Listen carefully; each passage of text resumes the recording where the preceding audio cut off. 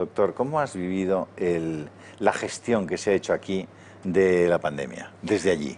Quiero decir, la gestión en la parte, no, en la parte clínica admirable, en la parte no clínica yo creo que los hechos objetivos son suficientemente claros como para que las opiniones sean innecesarias, ¿no? España, que tenía un sistema y tiene un sistema nacional de salud bien dotado y con profesionales de primer nivel, es uno de los países con más muertos por millón de habitantes. Eso lo dice todo. Y no fue el primer país en el que apareció la pandemia, pero en ese caso se puede explicar. Aquí ya sabíamos lo que venía encima, ¿no? Y yo creo que, por otra parte, el tipo de cosas que choca, tanto en Estados Unidos como en Centroamérica, es que en un país civilizado, occidental y serio, sucedan cosas como que se creen o se contraten a empresas prácticamente fantasmas para comprar con sobreprecios tremendos mascarillas u otro material que encima no funciona y no pase nada. Es decir, esto es una cosa que uno podría esperar en algunos países, pues en Venezuela o en algunos países o en Senegal, pero no en España. Con lo cual, si eso ha sucedido, que es una pena, pues espero que se tomen las medidas necesarias para que nunca vuelva a suceder, ¿no? Por eso recuerdo yo estando en América, haber visto una comparecencia del doctor Simón junto con otros colaboradores suyos, en las que un periodista le preguntaba por qué, si la primera compra fue mal, se volvió a contratar a la misma empresa para volver a comprar la segunda remesa, que también fue fallida, ¿no? Recuerdo cómo le pasó la palabra a una señorita que la acompañaba, que dio una larga cambiada, no contestó nada y siguió adelante, ¿no? Claro, ese tipo de cosas en otros países que asumen que España es un país serio y creíble, con autoridades fiables, pues hace mucho daño a la imagen internacional de España, ¿no? Pues eso ni es previsible, ni debería suceder, y si sucede, debería ser sancionado, ¿no? Doctor, durante estos meses hemos ido escuchando que salían en la industria farmacéutica diversos tratamientos, había muchas veces noticias fake, noticias simplemente que tendían como intención pues determinados comportamientos de los valores en la bolsa, etcétera, etcétera. Pero concretamente hubo un producto que se erigió como clave en todo esto, que fue la hidroxicloroquina, que además recuerdo que comentábamos con usted que en Panamá se estaba utilizando en muchísimos de los casos de la gente que estaba ingresada en los hospitales. Y yo ayer quería recordar eso porque Gilead hacía daba una noticia en el sentido de que el Remdesivir, que es uno de los medicamentos que es un retroviral que ha sido utilizado para el VIH, para combatir el VIH, etcétera, resulta que el tratamiento con Remdesivir, Gilead lo estaba poniendo a 2.500 euros el tratamiento del COVID-19. Yo me acordé de usted y digo, vamos a ver, ¿cómo es posible que Gilead pueda poner como precio para el tratamiento del COVID-19 2.500 euros? ¿Qué está pasando? ¿Qué ha pasado con la hidroxicloroquina? ¿Qué ha pasado con la vacuna del VIH, que llevamos 45 años o 50 de VIH y resulta que no hay vacuna? Y este virus parece que recuerda muchísimo al del VIH por distintas características. Entonces, ¿cómo en un año se puede conseguir una vacuna para este virus, pero para el del SIDA, que le cuesta a la sanidad española, un enfermo crónico de SIDA, que es lo que se ha cronificado la enfermedad, le cuesta 6.000 euros mensuales? ¿Cómo funciona todo eso? Aquí hay una diferencia entre los hechos en los que los investigadores podemos opinar y las interpretaciones que tienen que basarse en los hechos, pero permiten muchas opciones distintas, ¿no? Por una parte, Gilead es una compañía que tiene los antecedentes que tiene y cuyo comportamiento nunca ha sido un estándar ético admirable, incluso dentro del seno de la profesión médica, ¿no? Es una compañía que en el pasado ya ha tenido comportamientos peculiares, ¿no? ¿Por ejemplo?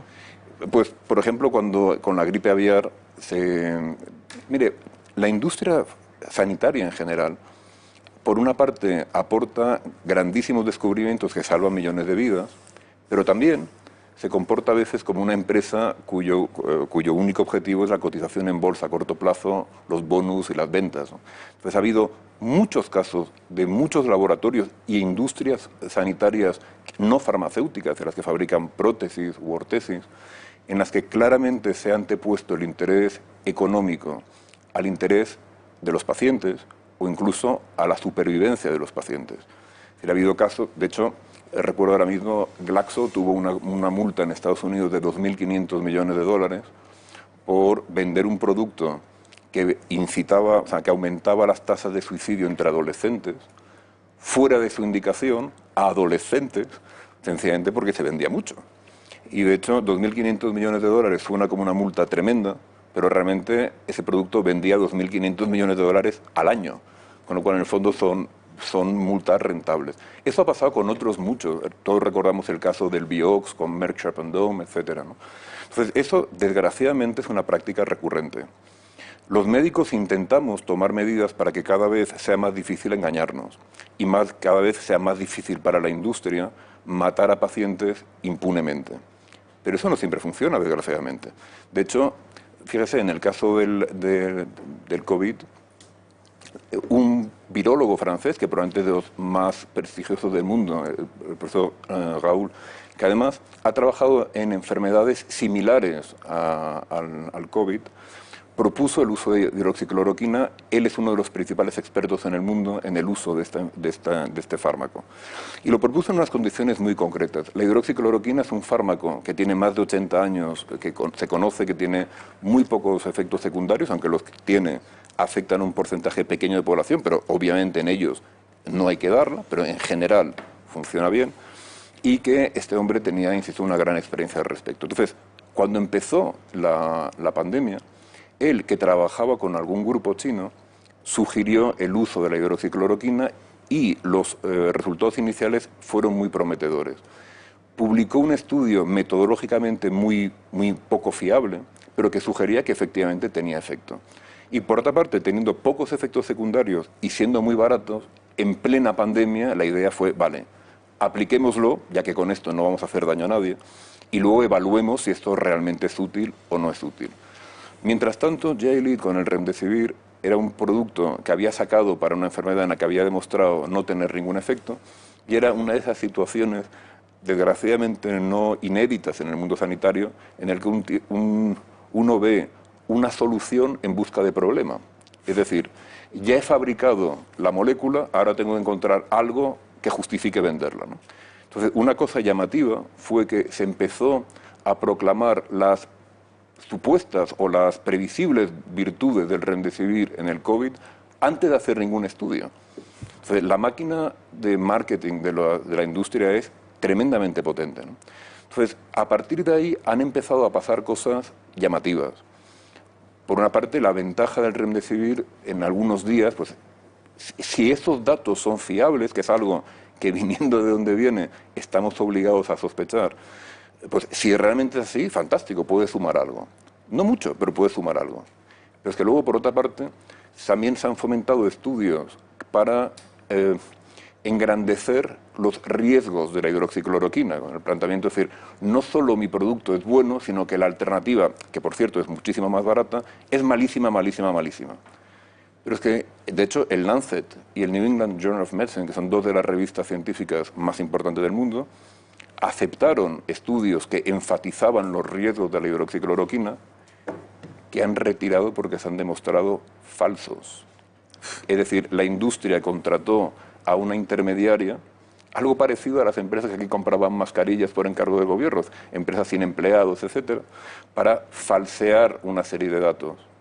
Y con la tremenda presión que hay, porque todo lo que afecta al coronavirus hoy en día, pues obviamente tiende a publicarse, estas dos revistas publicaron mentiras, que por lo tanto retiraron. Y esa es una de las grandes diferencias entre la información política y la información científica. En el ámbito científico, cuando alguien miente, lo dice, lo retira y habitualmente se suele ser el final de la vida profesional de quien lo ha hecho, ¿no? Con lo cual, el grado de incertidumbre que tenemos hoy en día los médicos para poder fiarnos de los datos que nos dan es tremenda. Por último, con respecto a la vacuna, claro, es que parecemos asumir que la vacuna es algo obligatorio, es decir, que si hay un virus, seguro que dentro de como mucho un año va a haber una vacuna funcional. Eso no tiene por qué ser así. A veces puede haber intereses, pero es que técnicamente no todas las enfermedades, desgraciadamente, incluso víricas, permiten en un plazo rápido hacer vacunas que realmente sean eficaces y que sean seguras, con lo cual, si todo va bien, es posible que en aproximadamente un año haya una vacuna. Visto lo que se visto y los intereses que se mueven, yo creo que tendremos que ser muy rigurosos en asegurar que esa vacuna realmente es eficaz y realmente es segura. Pero eso puede suceder y puede no suceder, con lo cual yo creo que sería un error contar exclusivamente con la aparición de la vacuna como la solución que nos va a sacar del problema, ¿no? El profeta Bill Gates acaba de declarar en CNN, leía hace un ratito, que en octubre viene un rebrote fortísimo. Bueno, Él ya sabe que se anticipa siempre porque...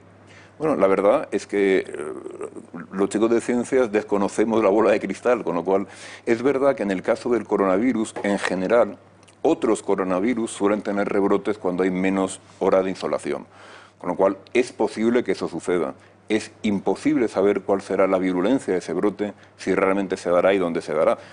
Espero que los tremendos errores que hemos cometido en España y que han tenido un precio gravísimo, nos inciten a prepararnos. De hecho, todas las medidas que se han tomado en el sentido de aislamiento social, de confinamiento, etcétera, en sí mismas no resuelven nada.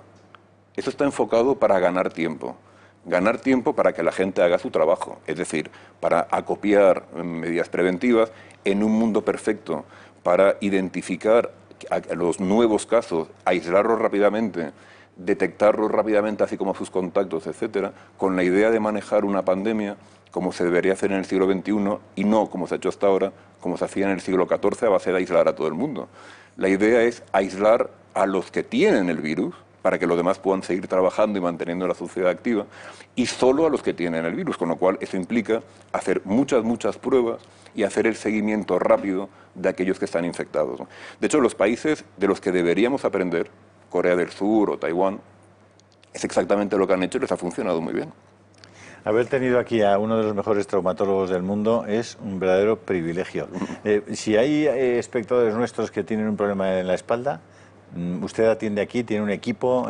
¿Se le puede localizar? Hay colegas tremendamente competentes aquí que atienden a pacientes cuando es necesario. Yo personalmente apenas estoy en España, cuando estoy en España ocasionalmente veo pacientes, pero el nivel de la sanidad... ¿Dónde se le puede encontrar, don Francisco? En la unidad de la espalda del Hospital Moncloa, HLA Moncloa, y tenemos una especie de unidad aparte, dependiente del hospital, que está en la avenida Méndez Pelayo.